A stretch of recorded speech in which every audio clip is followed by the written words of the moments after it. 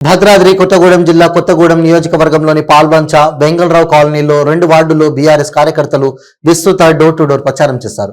ప్రజలు స్వచ్ఛందంగా ఈ కార్యక్రమంలో పాల్గొని బీఆర్ఎస్ పార్టీని బలోపేతం చేసి వనమా వెంకటేశ్వరరావుని అత్యధిక మెజార్టీతో గెలిపించాలని బీఆర్ఎస్ జిల్లా నాయకులు భూక్యా చందునాయక్ కోరారు.